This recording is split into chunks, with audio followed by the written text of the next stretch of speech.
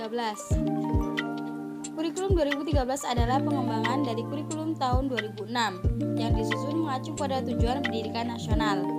Pengembangan kurikulum 2013 khususnya terletak pada 1. Keseimbangan pengetahuan, sikap, keterampilan.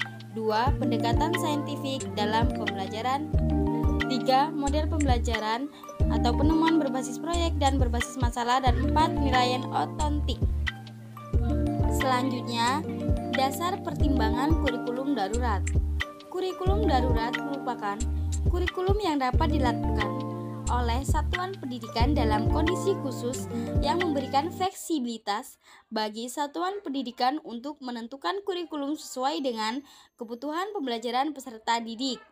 Dasar pengembangan kurikulum darurat berupa melakukan modifikasi dan inovasi KTSP sesuai kondisi dalam struktur kurikulum, beban belajar, dan lain-lain. Selanjutnya, dasar pertimbangan kurikulum merdeka atau kurma. Kurikulum merdeka adalah kurikulum dengan pembelajaran intrakurikuler yang beragam, di mana konten akan lebih optimal agar peserta didik memiliki cukup waktu untuk mendalami konsep dan menguatkan kompetensi. Dasar pertimbangan kurikulum merdeka. Dasar pertimbangan kurikulum merdeka. Pertimbangan pemberlakuan kurikulum merdeka adalah bahwa penertiban kurikulum pada masa kondisi khusus sebagaimana diatur dalam Keputusan Menteri Pendidikan dan Kebudayaan Nomor 78/P/2020 tentang pedoman pelaksanaan kurikulum pada satuan pendidikan dalam kondisi khusus belum dapat mengatasi ketertinggalan pelajaran atau learning loss, sehingga perlu penyempurnaan.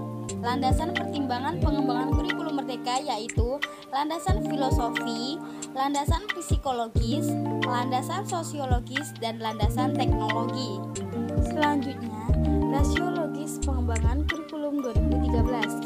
Yang pertama, tantangan internal. Tantangan internal antara lain terkait dengan kondisi pendidikan dikaitkan dengan tuntutan pendidikan yang mengacu kepada 8 standar nasional pendidikan yang meliputi standar isi, standar proses, standar kompetensi lulusan, dan lain-lain.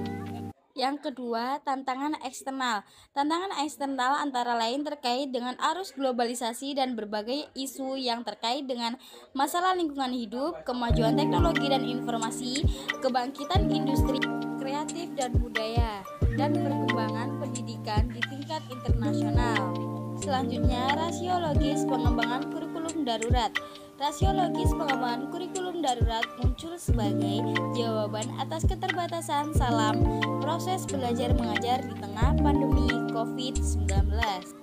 Yang terakhir, rasiologis pengembangan kurikulum merdeka atau kurma.